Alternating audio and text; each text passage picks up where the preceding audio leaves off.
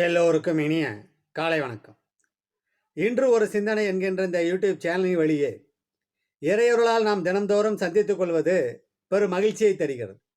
இன்று என்ன தலைப்பில் சிந்திக்கப் போகிறோம் என்றால், தோசை வார்ப்பது பற்றி சிந்திக்கப் போகிறோம். இந்த தோசை, பூரி போன்ற வார்த்தைகள் கிறிஸ்து பிறந்தபின் 9ஆம் நூற்றாண்டில் எழுதப்பட்ட திவாகரன் நிகண்டு, சேந்தன் திவாகரம் நிகண்டிலே குறிப்பிடப்பட்டிருக்கிறது.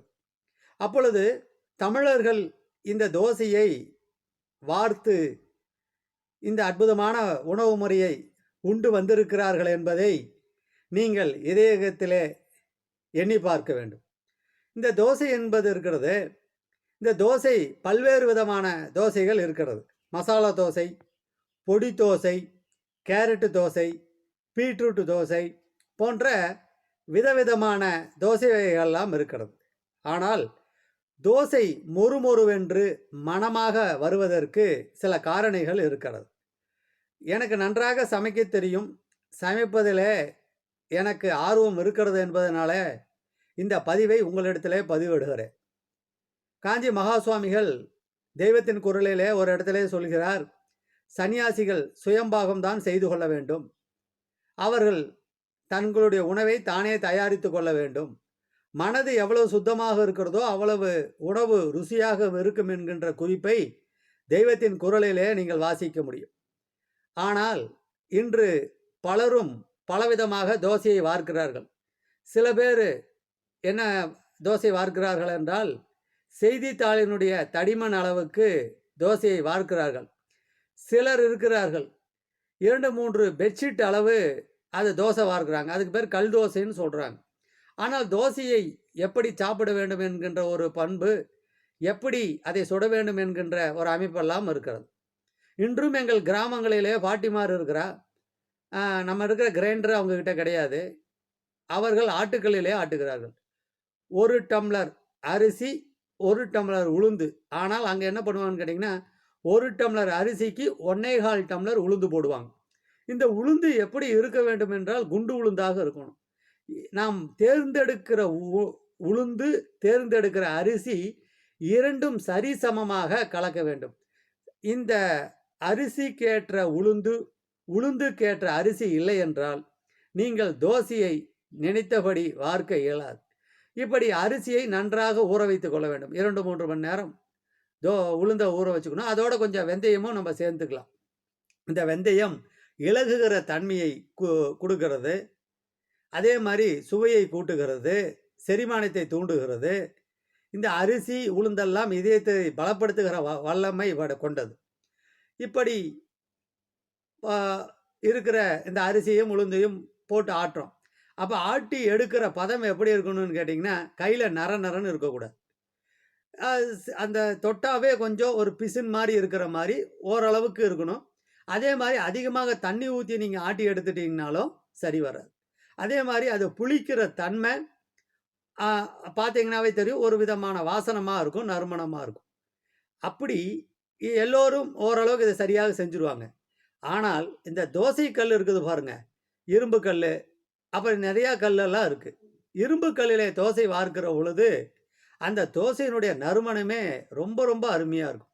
இன்றும் தஞ்சாவூர், காரைக்குடி அந்த பக்கமெல்லாம் போயிட்டிங்கன்னா இரும்பு தோசைக்கல் வச்சுருப்பாங்க, ரொம்ப அற்புதமாக இருக்கும். இப்போல்லாம் விதவிதமான தோசை கல்களையெல்லாம் வண்ண தொலைக்காட்சி வாரி இறைக்கிறது. அது 3 மாதம் கழித்து முகப்பூச்சி சாயம் போன மாதிரி குப்பரப்படுத்துக்குது. இப்படி விதவிதமாக தோசைக்கல்லை வாங்கி நீங்கள் என்னதான் யூடியூப் சேனலை பார்த்து மாவாட்டி தோசை சுட்டாலும் அது சரி வராது. நீங்கள் சுடுகிற தோசை அப்பளம் மாதிரி ஆயிடும். அல்லது ஒருத்தர் தோசை சுட்டாங்கன்னா அது 8 துண்டாக பிரிஞ்சிடும். அப்படி இருக்கக்கூடாது. இந்த தோசைக்கல்ல அற்புதமாக இரும்பு கல் இருக்குது, அதை வாங்குங்க.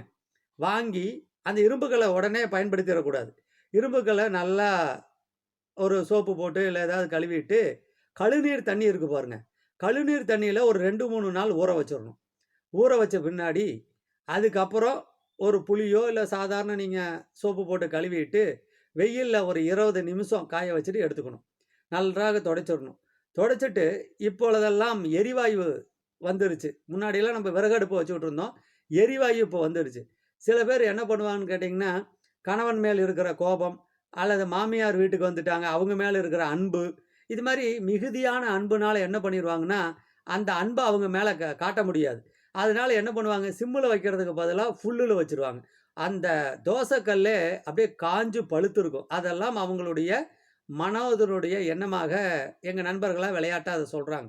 ஒரு பக்கம் இது விளையாட்டா எடுத்துக்கிட்டாலும் கூட, அதில் உண்மை பதிந்திருக்கிறதா என்பதை பாதிக்கப்பட்டவர்கள் தான் இத தீர்மானிக்கணும். இப்போ தோசை கல்ல சிம்முல வச்சுரணும். சில பேர் பார்த்துட்டீங்கன்னா, சிம்முல வச்சுட்டு ஊடு கூட்டுறது, ஒட்டடை அடிக்கிறது, அப்புறம் கீழ போய் பால் வாங்கிட்டு ஒரு அக்கம் பக்கத்தில பேசிக்கிட்டு கிட்டத்தட்ட ஒரு 1 மணி நேரம், 2 மணி நேரம் கழிச்சு தான் அந்த தோசைக்கல் வச்சதே ஞாபகம் வரும். அதே மாரி இந்த சீரியல் போடுறப்பலாம் தோசை வேணும்னு கேட்டோம்னா, ஒரு சீரியல் ஆரம்பிச்சப்ப தோசைக்கல்ல சிம்ல வப்பாங்க. இளம்பர விளம்பர இடைவேளை இருக்கு இல்லைங்களா? அதுக்கப்புறம் தோசை ஊத்துவாங்க. அதுக்கப்புறம் 2வது இடைவேளைக்கு அப்புறம் தான் அந்த தோசையே நம்ம இது வரும். அதுக்குள்ள நமக்கு பசியெல்லாம் போயி, அந்த தோசையும் காஞ்சு போயிரும். அப்போ அந்த சிம்ல வைக்கிறப்போ ஒரு 5 நிமிடங்கள், 3 நிமிடம் இருந்தா போதும். இப்படி தண்ணி எடுத்து தெளிச்சு ஆவி வந்தா போதும். நீங்க அந்த பதம் இருக்கு பாருங்க. இப்ப ஜி ஜிலேபி செய்றதுக்கெல்லாம் கம்பி பதம்னு சொல்லுவாங்க. அதே மாதிரி தோசை மாவுக்கு ஒரு பதம் இருக்குது. அது என்ன பதம் தெரியுங்களா? அந்த தோசை மாவ அந்த கரண்டிய அந்த தோசையில விட்டு இப்படி எடுத்தீங்கன்னா, ஒரே ஒரு கோட்டிங் மெல்லுதா இருக்கணும். ரொம்ப கெட்டியாவும் இருக்கக்கூடாது. ரொம்ப தண்ணியாவும் இருக்கக்கூடாது. அந்த கரண்டிய இப்ப பார்த்தீங்கன்னா, மேல் பூச்சு பூசுன மாரி இருக்கணும். அத எடுத்து ஒரு உள்ளங்கை அளவு அதில ஊத்தி, நடுப்பகுதியிலிருந்து அப்படியே பெருசாக்கிக்கிட்டே போகணும். அந்த வட்டத்த. போட்டுட்டு ஒரு 2 நிமிடம் மேல ஒரு குமிழ் தட்டு மாரி வச்சு மூடி வச்சுட்டு, ஒரு 2 சொட்டு உங்களுக்கு நெய் பிடிக்கணும்னா நெய் விட்டுக்கலாம். இல்ல நல்லெண்ணெய்னா நல்லெண்ணெய் விட்டுக்கலாம். குறிப்பாக உணவுக்கு நல்லெண்ணெய் பயன்படுத்துங்க. நல்லெண்ணெய் பயன்படுத்துகிற பொழுது இதயத்திற்கு நாம் காசு செலவு செய்யவே தேவையில்ல. அப்படி ஒரு 2 நிமிடம் மூடி வச்சுட்டீங்கன்னா, அந்த வாசம் வரும். நல்லெண்ணெய் வாசம். அத எடுத்துட்டு சில சமயம் திருப்பி போடலாம். இல்லைன்னா அப்படியே ரோஸ்ட்டாக எடுத்துட்டு வந்துரலாம். இதில என்ன கவனிக்கணும்னா, அரிசி, உளுந்து அந்த எத்தன சதவீதம் போடுறோம். 1க்கு 1 1க்கு 1 1/4 தேர்ந்தெடுக்கிற விதங்கள், ரகங்கள், ஆட்டுகிற நேரம், ஊற வைக்கிற நேரம், அதே மாரி முக்கியமாக அந்த தோசைக்கல்லினுடைய சூடு. சில பேர் பார்த்தீங்கன்னா, தோசைக்கல்ல வச்சோனயே ஊத்திருவாங்க. அதுக்கப்புறம் பார்த்தீங்கன்னா, அதில ஏறு உளுந்துட்டு இருப்பாங்க. அது மாரிலாம் தோசை போய் சிக்கிக்கும். அப்படி சிக்கிக்கிச்சுன்னா கவலைப்படாதீங்க. உடனே அந்த சிம்ல வச்சுட்டு ஒரு வெங்காயம், பெரிய வெங்காயத்தை 2ஆக நறுக்கி கோனூசி, மைகோதின்னு சொல்லுவாங்க இல்லையா? அதில குத்தி ஒரு நல்லெண்ணெயோ, இல்ல உங்களுக்கு சமையல் எண்ணெயோ எடுத்து அதில நல்லா தடவிட்டீங்கன்னா, அந்த பிசிறு இருக்காது. அதிகமாக வெப்பமாக இருந்தாலும் தோசை வராது. குறைவாக இருந்தாலும் வராது. அந்த தோசை மொறுமொறுன்னு வருவதற்கு தோசை கல்லினுடைய பக்குவம் ரொம்ப முக்கியம். அதுக்கு தோசை சுடுகிற பொழுது, நமது தோசை சுடுகிற அன்பர்கள், அவங்கெல்லாம் என்ன மனோநிலைகள் இருக்கிறார் என்பதை அன்றைய தோசை கண்டிப்பாக காட்டிக் குடுத்துவிடும். சுஜாதா அவர்கள் ஒரு தடவ எழுதியிருப்பார். என்னதான் நம்ப விஞ்ஞானம், புராணம்லாம் பேசினாலும், அன்னைக்கு கொண்டாந்து காஃபி டம்ளர் வைக்கிறப்பயே அன்றைய தினபலன நாம தெரிஞ்சுக்கலாங்கிற மாதிரி, கணவன்மார்கள் எல்லாம் அன்னைக்கு காலையில வர அந்த தோசைய பார்த்தே அன்னைக்கு நமக்கு ராசி பலன தெரிஞ்சுக்கலாம். அப்படிங்கிறதுனால, இது ஒரு குறிப்பு. இப்படி தோசையை வார்க்கிற பொழுது, இது மாரி விஷயங்கள நாம கவனிச்சுக்கிட்டோம்னா, அதே மாரி வந்திருக்கிறவைங்க வந்து மாமியார் வீட்லருந்து வந்தாலும் சரி, நம்ப வீட்ல வந்தாலும் சரி, அந்த தோசைக்கல்லு மேல ஒரு அன்பா, ஒரு ஆதரவா, ஒரு அனுசரணையா ஊத்துனா, கண்டிப்பா தோசை நல்லா வரும். அவங்க மேல இருக்கிற வெறுப்ப கொண்டாந்து தோசை கல்லுல காட்டுனா, தோசை கல்லு கோவிச்சுக்கும். அதனால தான் தோசை சரியா வரமாட்டேங்குது. இதெல்லாம் விளையாட்டா சொன்னா கூட, மொறுமெரு என்று தோசை ஊத்தி, இல்லத்தரசிகள் பலவேறு கணவர்களுடைய இதயத்திலே வாழ்ந்து கொண்டிருக்கிறார்கள், இடம் பிடித்திருக்கிறார்கள். இதெல்லாம் விளையாட்டா சொல்றது. ஆனாலும் நன்றாக இன்னும் மெருகேறுவதற்கு இந்த விஷயங்களை நீங்கள் கண்காணித்து செய்கிற பொழுது, ஓட்டலில போய் ஜிஎஸ்டி குடுத்து, நாம அதில கஷ்டப்பட்டு சாப்பிடுற ரூ. 40 தோசைக்கு ரூ. 12 ஜிஎஸ்டி. இதெல்லாம் எங்க போய் முடியுமோ தெரியல.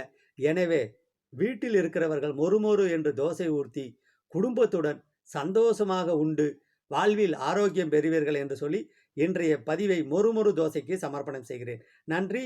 மீண்டும் ஒரு சுவையான வேளையிலே உங்களை சந்திக்கிறேன்.